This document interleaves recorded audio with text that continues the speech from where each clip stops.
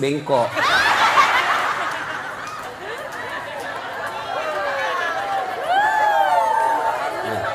Bu, serius ibu. Ibu ngambil uang sogok misal 300.000. Ya. Lalu ibu makan. 40 hari ke depan setelah makan uang haram itu, jangan ibu mati. Kalau ibu mati, maka ibu mati dalam keadaan kafir. Kenapa ada barang sogok dalam perutnya? Sia-sia bermajelis taklim 30 tahun. Sia-sia mengaji selama 10 tahun kalau ibu mau disogok. Bisa? Ayo, mari ciptakan Balikpapan pil caleg bersih dari sogok. Bisa? Bisa? Bu, jangan ibu. Ibu tidak usah cemas soal perut. Allah yang ngatur rezekinya ibu.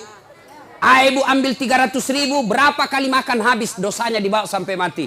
Dan demi Allah, tidak ada orang mati kelaparan di Balikpapan. Kenapa? Allah yang jamin rezekinya ibu. Percaya? Mana buktinya? Saya kasih contoh. Itu perut Allah yang ngatur, rezeki makan Allah yang ngatur. Mana buktinya? Cicak. Tahu cicak? Apa dia makan cicak ibu? Nyamuk. Masuk akal enggak? Enggak. Satu terbang, satu di dinding. Mana bisa ketemu? Di dinding cicak. Mana bisa? Iya. Tapi lagu saya waktu kecil apa dia bilang? Cicak-cicak di dinding. Diam-diam merayap, datang seekor nyamuk. Hap! Nyamuk yang datang. Lagu tidak bilang cicak lompat ke nyamuk. Jadi jangan sogok bu ya. Ya, ibu datang pengajian-pengajian kalau ada caleg yang undang, datang dengan niat dapat ilmu, bukan karena dapat jilbab. Ya, kalau ibu niat dapat ilmu di akhirat kelak, Allah cari mana ibu yang datang karena pengajian mau dapat ilmu, ini hadiah dari kamu. Saya kasih kau hadiah surga.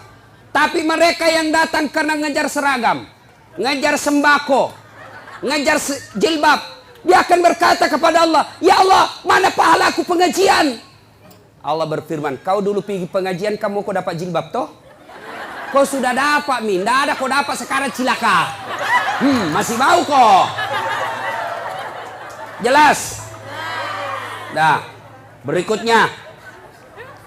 Lalu,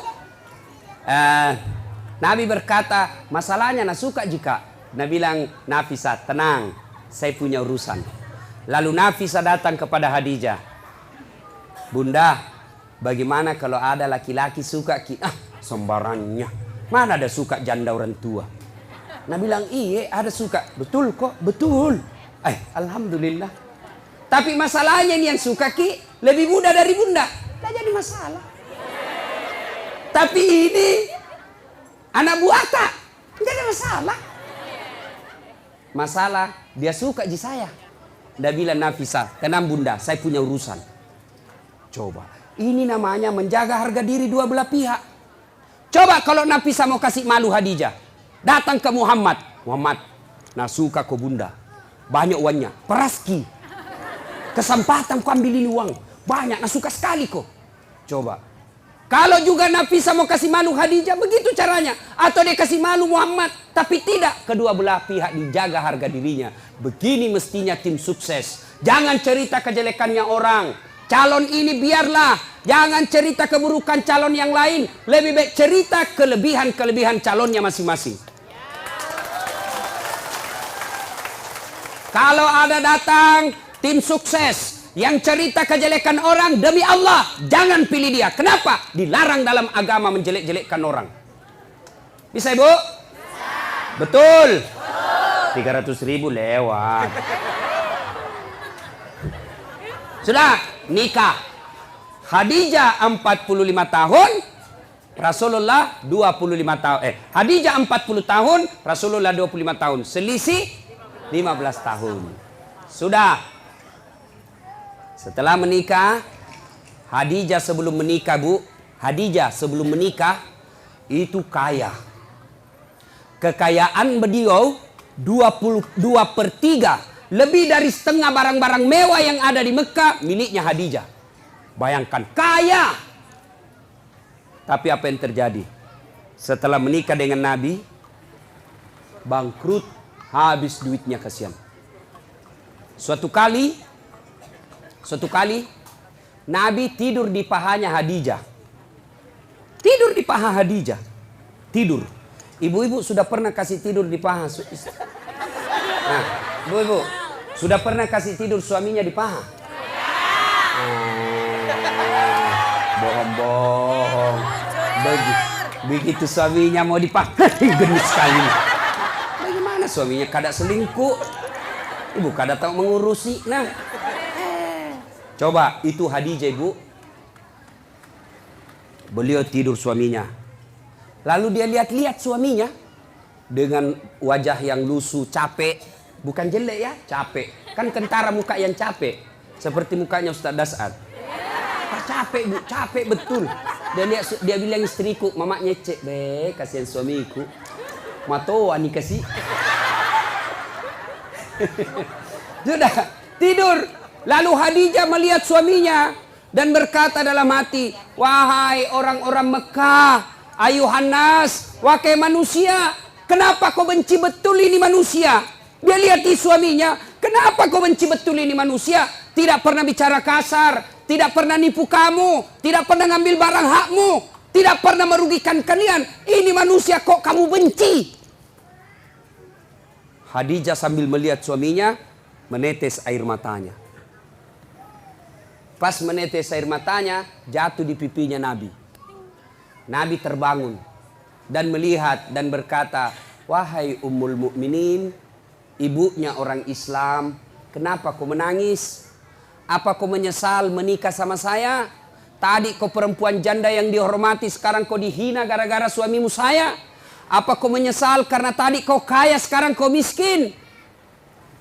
Khadijah berkata, tidak demi Allah. Saya tidak pernah menyesal menikah sama engkau ya Muhammad. Malah saya bangga engkau menjadi suamiku. Cuma yang aku pikir, saya sekarang sudah tua renta. Sebentar lagi ajal menjemputku. Hartaku sudah habis. Siapa yang akan menolong engkau nanti ketika ajal sudah menjemput saya? Orang tidak menghina kamu di Mekah. Orang masih malu menyerang kamu karena ada Khadijah, janda bangsawan Mekah yang disegani. Bagaimana nanti kalau saya sudah meninggal? Siapa yang tolong kamu? Siapa kasihan yang kasih bantu lagi kau keuangan? Lalu Khadijah berkata, ya Muhammad, andai saja besok saya meninggal, engkau kebumikan saya dan tulang-tulangku kau bisa jual untuk membantu dakwamu. Andai tulangku laku untuk kau jual untuk bantu dakwamu ya Muhammad. Cintanya Khadijah kepada suaminya. Kita ibu, bukan cinta aja suaminya. Baru 1 jam pergi suaminya menelpon, di mana kau pak? Ya kau lisu, pulang kok. Awas kok ndak pulang kok. Ini. Nggak ada di sini. Nah, motor lolos. Bu, halo ibu. Biar ibu jidatnya hitam sholat. Senin Kamis ibu puasa, ngajar ngaji di TKTPA, tapi ridho suami tidak ibu miliki, tidak bakal ibu masuk surga. Bahkan Nabi jelaskan, andai saja boleh manusia sujud kepada sesamanya manusia, itu istri saya wajibkan sujud di depan suaminya. Kenapa bisa Ustaz? Karena ibu harus tahu, kami laki-laki suami tidak boleh masuk surga sebelum istrinya dulu diperiksa. Kalau ibu rajin sholat, ibu rajin puasa, ibu rajin tadarus, suaminya peselingkuh, suaminya tukang judi, suaminya tidak sholat, suaminya pengedar narkoba, tapi ibu alim, muslimah yang baik, tidak ada urusan. Suami masuk neraka, ibu tetap masuk surga. Bahkan Nabi menjelaskan istri yang taat sama suaminya, padahal suaminya pembuat maksiat, kata Nabi, nih 7 surga kau masuki, tadkhulul jannati bisalam. Pilih kau ini 7 pintu surga mana kau masuki. Meskipun suamimu bajingan. Beda kami laki-laki. Suaminya ulama, suaminya penceramah, suaminya hafiz Quran, tapi istrinya tidak pakai jilbab. Suami istrinya suka pi bertetangga bertengkar, suaminya suka menghasut, suaminya suka ngambil kue kalau pi pengantin. istrinya. Ibu-ibu Pak Doko. Yang selalu saya istilahkan ibu-ibu Columbus. Kelompok ibu-ibu pembungkus.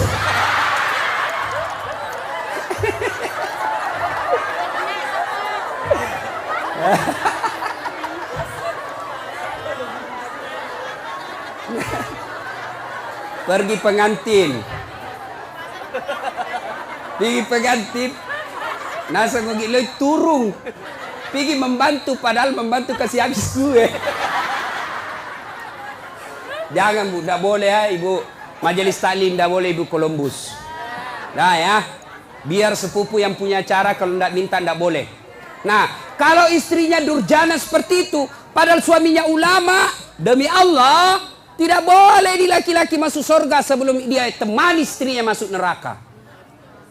Makanya Ibu, jangan sakiti perasaan suami. Susah jadi suami Bu, kami tanggung dunia akhirat. Ini suka dia takut-takuti suaminya. Kalau ada tamunya suaminya, dia tidak ngomong tapi matanya. Ada juga itu istri begitu. Dia pelototi mata suaminya. Ada begitu di sini toh? Ada, makanya ibu ketawa. Anu Ibu Di, saya izin dulu pergi sama temanku.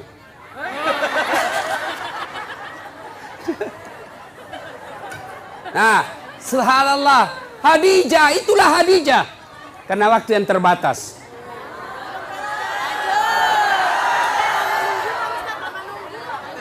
Bu, berapa jam Ibu menunggu? 4 jam. Kalau Ibu menunggu ikhlas, itu yang nambah-nambah amal. Tidak ada yang sia-sia dalam Islam Ibu. Tidak ada yang sia-sia. Menunggu dakwah itu amal. Ibu menunggu. Saya juga menunggu pesawat tadi. Coba sama-sama menunggu. Nah, sampai lagi tadi di pesawat di atas udara, lama dia putar-putar. Kubayangkan lagi mamanya Ece. Bagaimana kalau saya mati? Siapa yang... janda istriku masih muda. Coba. Sampai di sini langsung disuruh ceramah. Ibu cuma diam-diam ketawa.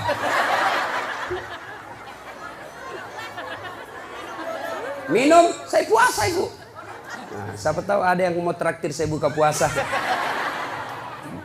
Ibu Rahmat Mas'ud tadi sudah telepon saya, Ustaz buka di rumah, bahkan kepiting. Karena beliau itu tahu betul kesenangan saya, kepiting. Masih muda Ibu. Kolesterol, baca bismillah, lari kolesterol. Setan aja dikasih lari itu bukan bismillah, apalagi cuma kolesterol. Nah sudah. Nah, ketika Hadijah radhiyallahu istri Nabi sakaratil maut. Madangi. Waktu itu Nabi usianya 45 tahun, Khadijah 65 tahun. Bayangkan Ibu, Hadijah sebelum menikah sama Nabi kaya. Tapi ketika Hadijah sakaratil maut, baju yang dia pakai, baju yang sudah 8 kali tambal. Tahu tambal? Tahu? Bahasa Perancisnya tepengi. Robe tambal, robe tambal, robe tambal. 8 kali tambal. Dan tambalan yang terakhir, tambalan ke-8, tidak lagi pakai kain. Kenapa? Tidak ada lagi kainnya Hadijah. Akhirnya apa? Hadijah menambal bajunya yang bolong ke-8 kalinya dengan cara apa? Dengan pelepah daun kurma. Miskin. Ada kira-kira ibu-ibu mau begini? Kaya, sudah menikah, langsung miskin. Dia bilang, gara-gara kaum itu suami kau adalah. Saya banyak uangku tadi kau kasih miskin kah? Keluar kau dari rumah. Hadijah tidak. Masya Allah. Hadijah ketika sakaratil maut sakit, dia panggil anaknya. Siapa namanya anaknya? Fatimah As-Sahra. Dia panggil, Fatimah ta'al. Anakku sini dulu. Dengar ini baik-baik Bu. Sini dulu nak. Ya Bunda. Sampaikan ke bapakmu dulu nak. Kau pergi mintakan Kak Serban. Tahu Serban? Tahu Serban? Itu seperti nak pakai Pak Nur Hadi. Serban. Tapi itu kan gaya-gaya. Tuh. Serban. Kata Hadijah, Fatimah, lo koyo lo kuambok muna. Ilonga serbanna. Nakku, kau pergi dulu ke bapakmu, mintakan saya serbannya yang selalu dia pakai terima wahyu. Saya mau pakai kain kafan. Mudah-mudahan kain kafanku itu yang selalu dia pakai terima wahyu. Allah tidak menyiksa saya dari azab neraka dan kubur. Lalu Fatimah berkata, "Mak, kita yang pergi minta." Nah bilang Khadijah, "Saya malu minta sama bapakmu, nak." Masya Allah. Ada di sini malu minta sama suaminya? Ada? Jangan nak minta, nak curi. Hei, sudah nak sembunyi suaminya, nak dapat loh. Nak periksa semua dompetnya. Kayak pencopet. Sampai-sampai ada suami dia bilang, istri, "Nah simpang uangnya ibu." Dibawa bantal, dibawa tempat tidur, dibawa plastik, dibawanya lagi tuh. Dibawanya lagi tuh dos-dos. Kan dibawanya lagi naik bungkus plastik 4 lapis. Dia bilang, dah dapat istrinya. Langsung istrinya bilang, "Pak, uang apa ini?" Langsung dia bilang suaminya, "Uang sial." Maksudnya apa? "Baten aku sembunyi, kau dapat ji." Ini ibu-ibu sekarang ini pandai cari uang. Iya toh? Pandai cari uang. Di mana saja disembunyi dia dapat semua. Khadijah, apa kata Khadijah? "Saya malu minta sama bapakmu." Bayangkan, habis hartanya untuk nopang suaminya, minta serban, malu. Bayangkan. Didengar sama Nabi. Dengar sama Nabi. Nabi lalu datangi istrinya. "Ya Ummul Mukminin, habis hartamu untuk bantu dakwah. Capuk waramparamu malu tulung. Hanya ini serban yang kau minta dan itu pun kau malu menyatakannya."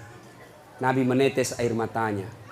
Lalu kata Khadijah, "Saya minta kain serban yang engkau selalu pakai nerima wahyu. Mudah-mudahan kain serban itu jadi kafanku sehingga saya tidak tersiksa di alam kubur." Mendengar itu datang Jibril. Datang Jibril, Bu. Jibril sampaikan kepada Nabi, "Ya Muhammad, sampaikan kepada Khadijah." Masya Allah. Karena Jibril tidak boleh langsung bicara sama Khadijah. Kenapa? Hanya Jibril boleh berbicara kepada Nabi dan Rasul. Namun manusia tidak boleh. Jibril sampaikan kepada Nabi, "Ya Muhammad, sampaikan kepada Khadijah. Ada salam dari Allah untuk Khadijah." Masya Allah. Allah yang titip salam sama Khadijah, Bu. Luar biasa. Kita saja titip salam dari orang lain. Sudah senang. Saya bayangkan, Bu. Saya pernah terima ucapan selamat hari raya dari Pak Yusuf Kalla. Ucapan selamat hari raya. Istana Wakil Presiden Republik Indonesia dengan ingin menyampaikan selamat hari raya Idul Fitri, mohon maaf lahir batin. Taqabbalallahu minna wa minkum. Salam hormat Yusuf Kalla, Wakil Presiden Republik Indonesia, kepada saudara Das Atlati. Seterima itu, Bu, saya buka, saya kasih lihat semua sepupuku di kampung. Ita ko culi capok. Lihat kok, sepupumu. Lihat kok. Itu baru manusia kita sudah bangga.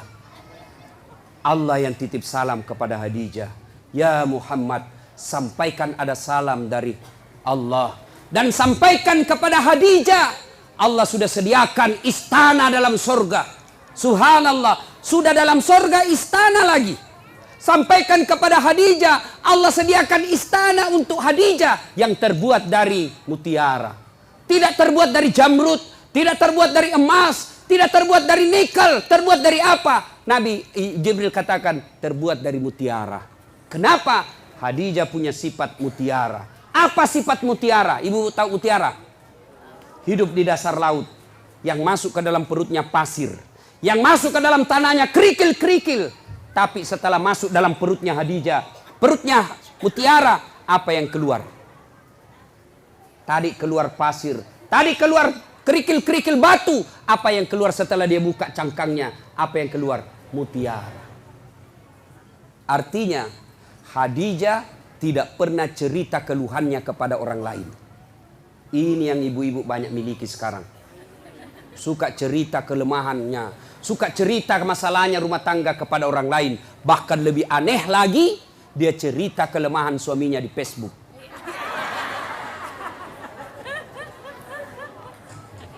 Bu, apa ada manusia tidak punya masalah? Ibu kira-kira yakin enggak Khadijah penuh dengan masalah dalam hidupnya? Khadijah banyak masalahnya dalam hidup. Beliau kadangkala melihat Rasulullah kelaparan. Di depannya lapar Rasulullah. Sampai pucat beberapa kali tidak makan. Beliau melihat dengan mata kepalanya. Rasulullah dihina oleh pamannya. Dilihat dengan mata kepalanya sendiri. Khadijah, apa dia pergi cerita? Tidak. Jadi kalau ibu mau punya sorga, istana dalam sorga, maka ibu punya sifat seperti Khadijah. Apa sifatnya Khadijah? Jangan suka cerita kelemahan rumah tangga. Apa tidak boleh mengeluh? Boleh. Apa tidak boleh curhat? Boleh. Apa tidak boleh mengungkapkan perasaan? Boleh. Tapi kemana? Kepada Allah. Yang dilarang cerita ke medsos, cerita ke tetangga. Ya, ibu-ibu, ada di sini tidak ada masalahnya? Oh, dalam rumah tangga ibu semua orang punya masalah. Contoh, dia bilang enaknya itu Ustaz, kenapa? Gagahnya suaminya. Ibu, suami gagah masalah. Kenapa? Dia goda orang, Bu. Apalagi kalau istrinya jelek. Lebih masalah lagi itu. Suami gagah, istri jelek, masalah. Berarti bagus kalau suami jelek, Ustaz. Suami jelek dihina orang. Kita lagi malu jalan sama dia. Duluan aja Pak, saya menyusul. Suami gagah, masalah. Suami jelek, masalah. Berarti bagus kalau tidak ada suami. Ya bagus Ibu. Nabi lagi ke orang Gasturi, gadis tua Republik Indonesia. Coba. Ayo, bagus kalau banyak suami, lebih masalah lagi. Coba. Tidak ada orang tidak ada masalah. Dulu waktu mau menikah, apa masalahnya? Mudah-mudahan dapat jodoh. Dapat suami, ada masalah, selesai masalahnya? Tidak. Mau punya anak. Punya anak, selesai masalahnya? Tidak. Mau punya rumah. Sudah punya rumah, selesai masalahnya? Mau punya mobil. Punya mobil, selesai masalahnya? Tidak. Bayar cicilannya. Maka Khadijah pun demikian. Tapi Khadijah ketika ada masalahnya, beliau ngadu kepada Allah. Kita ada masalah, mana? Ambil HP. Update status. Dia cerita semua jeleknya suaminya. Tidak kusangka kau begitu. Waktu kau dulu melamar saya begitu sopan. Sekarang kau kasarnya minta ampun. Semua teman Facebooknya tahu. Dia pergi cerita sama tetangganya. Suamiku kok gini ya. Dulu waktu masih di Pinang saya, dia pacari saya. Sopannya, hati-hati dek. Pelan-pelan dek. Ada batu di depan, hati-hati. Itu waktu masih gadis. Sekarang sudah anak punya 3, tahan tuh kakiku. Dia bilang, di mana kau simpan matanu dong? Nah, jangan cerita kejelekan suami ke orang lain. Lebih mana? Ngadu kepada Allah. Ya Allah, begitu baik suami saya dari tahun pertama sampai tahun 10. Setelah ini ya Allah, setelah terpilih jadi anggota DPR, setelah bagus rumahnya, setelah bagus dia punya mobil, sepertinya dia mulai terpikat sama wanita lain. Ya Allah, bukan saya Bu, bukan juga Pak Nur Hadi. Ya Allah, Engkau yang menitipkan rasa cinta dalam hati suamiku. Pelihara cintanya kepada aku ya Allah. Jangan Engkau palingkan hatinya ke orang lain. Buat dia pusing kepalanya kalau dia tidak lihat saya 24 jam. Boleh doa begitu Bu. Ngadu kepada Allah. Ya Allah, saya lihat suamiku makin hari makin kasar ya Allah. Aku tidak mampu mendidiknya ya Allah. Tapi Engkau yang memberi hidayah. Berikan hidayah kepada suamiku ya Allah. Supaya dia menjadi suami yang menjadi imamku dunia akhirat. Jangan pergi cerita sama tetangga. Itu suamiku pelitnya nah. Sudah pelit kalau tidur ngorok. Sudah itu keluar lagi nyiurnya. Beleng-beleng. Kamu dicerita. Bertengkar sedikit langsung sudah telepon mamanya di Sulawesi. Mak, suamiku begini. Jangan. Minta pertolongan Allah. Allah cuma minta ud'uni astajib lakum. Minta kau kepadaku, saya yang selesaikan masalahmu. Ayo, minta berdoa kepada Allah. Dan berdoa tidak harus bahasa Arab. Ada yang selalu bilang, Ustadz, apa doanya? Suamiku ini sudah mulai lain-lain. Doanya, 1, perbaiki pelayanan. Ini rahasia laki-laki, Bu.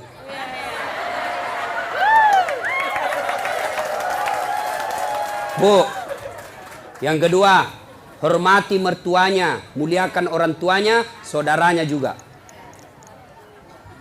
Yang ketiga, ibu harus selalu cantik di rumah. Yang keempat, jangan bicara kasar sama suami. Kalau ibu mampu lakukan ini, suami mau kawin lagi, maka ada yang bantu ibu. Siapa? Mertua. Maka datanglah mamanya, hehehe. Agak si melo bene. Apalagi kau mau kawin lagi itu. Coba lihat itu istrimu, bagusnya Masya Allah. Kalau saya datang ke Balikpapan, saya belum bangun sudah siap sarapan. Saya tidak pernah kasar bicara sama saya. Adik-adikmu dihormati. Kau mau kawin lagi, belum tentu kau dapat perempuan lebih baik dari dia. Tapi ini nah, datang mertuanya kasar ngomong. Baru tiba dia bilang, kapan pulang ibu? Pintu bunyi terus, pak. Tidak pernah dihargai saudaranya. Maka begitu pulang kampung ke Sulawesi, apa nak bilang mamanya? Nah, saya kasih sekolah kau itu tinggi-tinggi supaya nak hormati ke orang. Kenapa justru istrimu tidak hormati kau? Apa itu istrimu itu? Tidak nak hargai saya, tidak nak hargai saudaramu. Padahal kau yang carikan uang. Sudah mi, kawin sama kau lagi. Kalau perlu sembunyi-sembunyi kau saja. Masih mau kau? Cida. Itu laki-laki bu terbantu perempuannya. Ini rantasa kita di rumah, bajunya seadanya, pakai daster tinggal sebelah,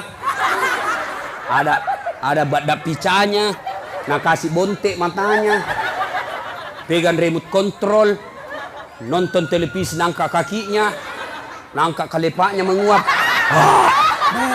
Bagaimana suami tidak stres? Nah kira King Kong. Ya ketawa, saya serius ini bu. Hancur ibu-ibu ini hancur. Ya, coba kalau datang suami ibu saupan. Assalamualaikum kakandaku Arjunaku. Dia bilang suaminya, waalaikumsalam adindaku Sri Kandiku. Lalu dia bilang lagi istrinya, itawa kakang abangku gaganya hari ini. Langsung dia bilang suaminya, berarti saya jelek kemarin. Ayo bu ya. Pertama, sifat Khadijah merahasiakan kekurangan dan kelemahan rumah tangga. Jangan cerita ibu. Cerita boleh. Kemana? Kepada Allah. Minta kepada Allah. Minta tolong ibu. Kalau Allah yang tolong ibu, biar perempuan apa yang goda suami tidak akan berhasil. Kenapa? Allah yang lindungi suami. Rezeki Allah yang ngatur. Berdoa kepada Allah. Suami pergi cari nafkah. Apakah sebagai sopir, apa sebagai nelayan, apa sebagai politisi, apa pedagang, apa saja kerjanya suami. Istri yang baik, pergi suaminya. Tinggal istrinya sholat duha di rumah. Selesai dia sholat duha, dia berdoa kepada Allah. Ya Allah, Engkau yang menentukan dan mengatur rezeki suami saya. Jika rezekinya masih di atas langit, turunkan. Jika masih dalam tanah, munculkan. Jika masih jauh, dekatkan. Jika masih sedikit, cukupkan. Yang lebih penting dari itu, ya Allah, berkahkan. Coba nih, ibu tidak harus bahasa Arab. Ngadu, nangis kepada Allah. Nangis kepada Allah. Bahasa Bugis boleh. Daripada bahasa Arab tidak ditahu artinya. Nabalam malaikat, apa maksudnya nih ibu ini? Dia mau doa bukan rezeki dan minta hujan. Tidak harus bahasa Arab. Boleh ibu berdoa begini. Bu, dengar. Ya Allah, Engkau sudah tahu apa masalahku ya Allah. Engkau melarang saya minta tolong kepada manusia. Engkau melarang saya menyembah kecuali kepadamu ya Allah. Maka saya datang kepadamu mengadu ya Allah. Selesaikan masalahku ini ya Allah. Sudah itu berikutnya didik anak dengan baik. Bu, pakai filosofi seperti mama saya. Biar saya miskin. Biar minda ada sekolahku. Tapi kuurus anakku baik-baik. Mudah-mudahan anakku nanti angkat derajatku. Ibu kan tidak mungkin maki jadi camat ibu toh. Tidak mungkin maki jadi di sini jadi bupati. Susah ibu. Tidak mungkin nih. Tapi didik anak dengan baik. Anak tak nanti yang jadi bupati. Susah jadi pengusaha tanker. Punya kapal tongkang. Punya kapal ini. Agaknya susah ibu. Doakan, didik anak, mudah-mudahan anak tay milik nanti itu. Tidak mungkin menjadi dokter ki ibu toh? Tidak mungkin. Maka berdoa, didik anak, mudah-mudahan anak tak jadi dokter. Nah, ibu silakan kerja apa saja, mau berpartisipasi dunia apa saja, tapi ingat fungsi ibu ada dua. Satu sebagai istri, dua sebagai ibu. Untuk anak-anaknya. Tidak ada gunanya sukses segala-galanya kalau anak berantakan. Contoh ibu, ini sudah kejadian ibu. Ya, kejadian ini. Ini ada anak-anak yang curhat sama saya. Usia 15 tahun. 15 tahun ibu. Ustaz, hamil pacarku. 15 tahun. Saya bilang, cewekmu usia berapa? Satu kelas sama saya Ustaz. SMP. Ya. Saya bilang kasih bicara, saya bapakmu harus kasih nikah. Saya tidak tahu apa dia kasih nikah sekarang. Lalu saya penasaran, berapa mi perempuan kau kasih begitu? Dia bilang sudah 5 Ustaz, baru pilih hamil 1. SMP bu, kelas 5. 15 tahun. 15 tahun. Lalu saya tanya, bagaimana caranya? Tidak masuk akal. Kau di mana? Kau masuk hotel kan ditahu kau masih kecil. Apa dia bilang? Di rumahnya tuh perempuan saya kasih gitu Ustaz. Saya tanya, kenapa bisa? Dia bilang, saya sudah tahu jam berapa orang tuanya tidak ada di rumah. Maka ibu, tidak ada gunanya ibu cari uang kalau rumahnya ibu tempat tidurnya anak gadis tak yang dibelikan mahal-mahal, dibikinkan kamar, kasih AC, kasih kipas, lalu anak laki-lakinya orang tiduri anak gadis tak di rumah. Itu mi fungsinya ada perempuan di rumah. Jelas ibu ya? Itu bukan cuma satu yang begitu, banyak yang curhat sama saya ibu soal begitu. Maka ibu didik anak. Ya, menurut Quran, ibu itu, istri itu fungsinya katifun. Ya, apa itu katifun? Satu, diartikan ketek, kalepa. Apa? Gendong anakmu. Fungsinya ibu. Sekarang siapa yang gendong anak tak? Kareta. Dorong-dorong. Sambil menyanyi. Dorong-dorong. Tidak pernah nak gendong anaknya. Maka jangan heran anak-anak sekarang tidak dekat hubungannya sama orang tuanya gara-gara tidak pernah digendong-gendong anaknya. Masih 2 tahun nak kasih PAUD.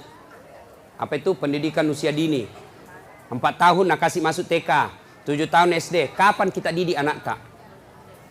Cepat sekali ambil orang. Gurunya didik. Pendidik sebaik-baiknya bukan gurunya tapi ibunya.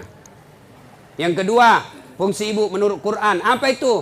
Katifun diartikan dada. Apa itu? Menyusui. Siapa yang susui anak tak sekarang? Siapa? Cak sapi. Akhirnya anak tak sifatnya seperti sapi. Ya? Sekarang tidak mau lagi susui. Nah bilang Ustaz biar seksi. Bahkan ibu-ibu milenial tidak mau melahirkan, semua mau dibelah. Coba. Nah ibu bapak karena waktu yang terbatas, insya Allah lain waktu dan kesempatan kita akan lanjutkan. Saya menitipkan jadilah istri seperti Khadijah. Insya Allah ibu, kalau ibu susah, ibu sabar. Suami tidak sholat, ibu sabar. Suami tidak nentu pekerjaan, ibu sabar. Maka Allah janjikan innallaha ma'as sabirin.